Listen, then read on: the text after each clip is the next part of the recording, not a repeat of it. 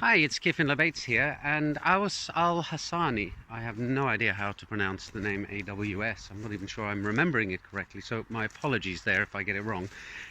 Anyway, he asked me the question, does the blockchain that you mint your NFT on affect its value?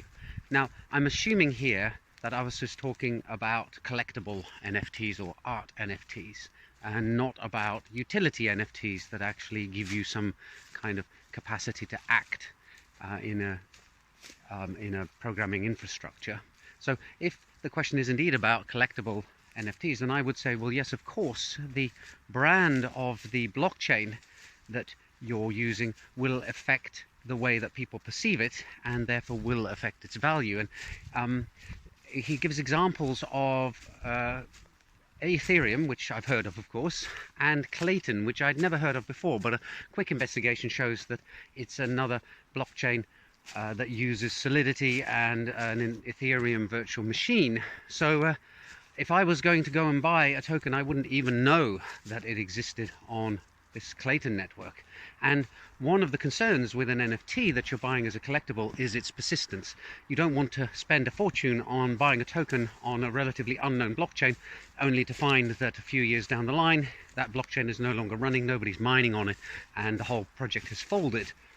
However, of course, Ethereum is expensive. So I guess it compares to being on holiday and buying a soft drink. If you're in a bar or at a cafe on a holiday destination, and on the menu you can either buy a Coca-Cola or you can buy a Freeway Cola or a Fantastico Cola, you're probably going to go for the recognizable brand name because you know what you're going to get. You know that they've probably got good quality processes in place to make sure that you're getting a drink that you will actually enjoy, whereas going for the weird local brand that you never heard before, well, you don't know what's going to turn up in your glass or how good it's going to be. However, of course, the thing about buying a soft drink is you drink it and then that's it. Now imagine you're buying a soft drink and you want it to be in existence in 2, 3, 5, 10 years time. Well, the bigger brand recognition and the greater a following the blockchain has, the more likely it is that it will persist and continue to be running in the future. And there's enough money locked up in Ethereum that suggests to me that it's going to be around for a long, long time.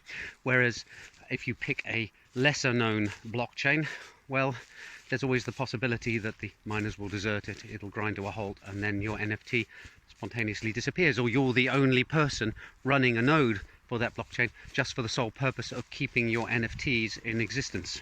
So I hope that answers your question, and I'll see you all in the next video soon. Bye for now.